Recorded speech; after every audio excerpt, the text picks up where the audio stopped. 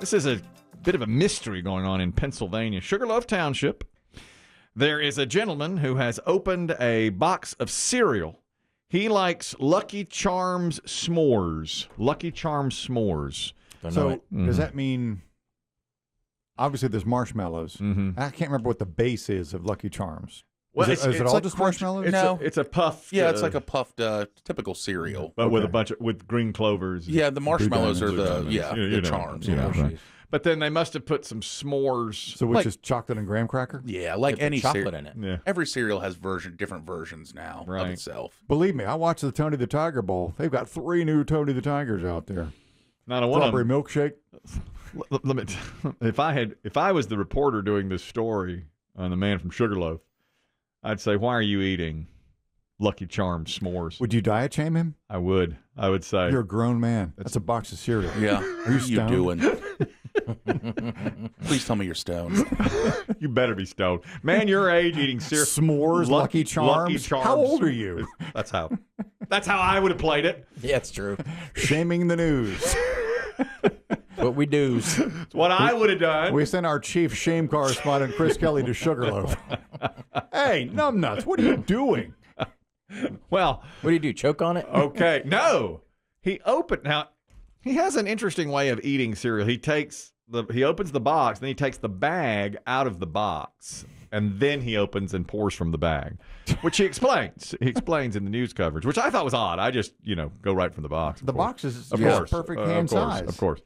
So he doesn't do that. But when he got the bag out of the box, he noticed something inside, and he said, what's going on here? It was a white piece of paper, and it turned out to be a note. Usually, when I open up cereal, I take the bag out, and I open up the bag like this. So I poured it out in my bowl, and out comes this paper that was all folded up just like this. It's like about a half sheet of notebook paper is what it looks like. And that's Joe Miller. Is Lucky Charms running a promotion where there's something free in every other box? No, it was a ranting long note about conspiracy theories. And in fact, the news there say, we're not going to read the note because it's so inflammatory. And they blurred out, it was written in blue pen, and they blurred it all out and everything. And they said, this is the latest in a string of mysterious notes that have been showing up in different food items that are packaged and sealed. I mean, this was not like it had already been opened. He opened the package, the bag, and there was the note. We believe this guy. Well, it's impossible. If it's happening, Well, but how do you get it into the sealed package? You have to be we there. have to take him at his word. Well, yeah. Well, that's right, because he didn't open it on camera, of course. He had already opened it. But apparently it happened. It's happened quite a few places in Pennsylvania. So there's concern on how notes are getting into in the packaging. Now you're tampering with the food supply. That's right. You are. That's Big right. time. So the guy said it's not so much what's written on the note, but the whole thing is a concern. Oh, I was devastated. I mean, I didn't even want to eat the cereal. Now, he did. He did eat the cereal. I mean, it is Lucky Would you Charms eat tampered S'mores. You know what I'd eat? ate it? You heard it. I'd eat the paper. It's healthier. I thought about it, and I still ate it. What? Yeah. Were you concerned? Well, He was concerned. I mean, you heard him say. Oh, I was devastated. I mean, I didn't even want to eat the cereal. All right, he had already eaten it. They brought a new box of cereal and said, demonstrate how this, they got a second box of cereal, and he demonstrated how he opens the packaging and everything. Joe Miller says he was concerned not just because of what the note said, which was a bunch of rambling thoughts, kind of nonsensical conspiracy stuff, but it's the fact that it's in the sealed box. I mean, it just bothers me. I mean, the note really, it's not the note that really bothers me. It's just these notes are found inside food, like kids' food. Kids' food. That's Of course, he's right. Right. Yeah. I mean, You're a grown man eating kids' food. that's where I would have gone. Yeah, he's admitting it Yeah, now. I would have said. I mean, You would not think. supposed to notice that part. That's right. Yeah. Who makes this? General Mills? Is that? It is a that's a General Mills. You think it'd be That's right. easy enough to track where the box came Absolutely. That box probably has a number on it, a serial number. But it's okay. Now, but it says, and this is WBRE that reported this story out of Sugarloaf Township, and their I-team has said it's shown up in different types of food products all over the Pennsylvania area. So it's like, is it all being packaged? And wouldn't you think that cereal would be in a different place than something else? I do, right? but I wonder if this is something that an underground TikTok thing said, hey, let's maybe. put our, if you work in a manufacturing company, start spreading the word through this. That's what I thought, is that this is some group who maybe it has people that work at manufacturing. They're like, all right, your turn to slide one in. Yep. Boy, I never think past the surface level. That should be my resolution. Start thinking deeper. Stop skimming. Stop skimming, because I thought some nut works up at General Mills. No, it's not that. And my first thought on this was, what are you doing eating Lucky Charms? Well, all right, that's fair. There's that too. There's two stories here. I agree. There can be more than one story. I think there should be. I like how he mentions kids, but he means himself. Because you could have kids. I know that's how he ends it. Yeah, I'm thinking of the children. Yeah. I'm thinking about opening these Pop-Tarts back here. Well, if it's conspiracy stuff, I mean, people get caught online nowadays. Oh, yeah. Yeah, maybe that's Somebody right. said, hey, let's put our notes in if you work in the packaging industry. Yeah, it's going to be in your Ritz crackers next. I think Chris Demm's right that it's being spread through social media. If you work at this factory, put this in. I think that's probably right. Wherever you are, spread the word. That's right. The FDA says we are aware. Are they? The quote is, I really think they should be able to track down where this box was. Without a doubt. Definitely. Without a doubt. I think they're not saying anything because they're going to all these different locations. They're trying to keep it under wraps, I assume, when all that's said. How about this? Boy, and Lindsey Graham didn't like this. This is food related as well. Lindsey Graham. If it's not cheddar grits, he don't want it. Well, now I heard about this, and Lindsey Graham did an interview on Fox News, and he brought it up. The government of New York is trying to get Chick-fil-A to stay open on Sundays. Sort of. My understanding is there's a bill moving through the legislature of New York. Mm-hmm. And if you travel the New York Turnpike, or the Thruway, I think they may call it. But anyway, they have massive rest stops. Yes. With gas stations and tons of restaurants. Right. That's where people stop on the highway.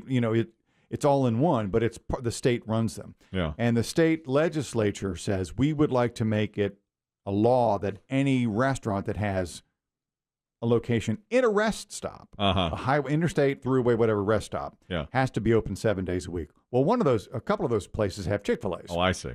And Chick-fil-A's only open 6 days a week. Right, yeah. So the people are whipping it up, and New York wants Chick-fil-A to open on Sundays. But which is not true. Not really. But I think they did sign the deal with Chick-fil-A saying, look, Chick-fil-A is Chick-fil-A. Yeah, they're closed on Sundays. I mean, that's just how it is. Chris Demm and I went to the ACC tournament many years ago. Remember that? The ACC basketball tournament? Yeah, final. So when the final was on a Sunday. Right. It was on a Sunday. The final was on a Sunday. We had been to the Friday games, the Saturday games, and, I was lapping up Chick-fil-A left and right. And then so the finals. He really was. Oh, Chris Demm got to see this up. But the first couple of the quarterfinal round, I'm there for 4 games. And knee deep. 2 sessions. You think I'm not going to eat some Chick-fil-A? So on Sunday, I go right over to the kiosk, and the darn thing's dark. I mean, they closed it. They closed it. They put the metal window down. I said to Chris, I was like, surely they'll be open. I mean, it's the ACC championship. He's like, no, they don't do that. No, that's their deal. I remember in Atlanta, even the main Braves stadium, the Braves and the Falcons. The Falcons play on Sundays, and there's no Chick-fil-A open. Do you think they would ever play? The Peach Bowl is now sponsored by Chick-fil-A. Would they ever play that game on a Sunday? I guess they would. I think they have in years past, and I think would. Chick-fil-A made the sandwiches the day before. Oh, and they were actually there. I think I'd heard that, and they really? put them in. Really, they'd kept them warm and put them in coolers or whatever, and then somebody else sold them. I don't know. Away from their kiosks. I didn't even know they would be sold on the. That's my understanding from 4 or 5 years ago. Really, that the Chick-fil-A Peach Bowl in the Georgia Dome. Yes, that's right. But anyway, I think I think obviously Chick-fil-A's defenders are vocal, and I don't know that.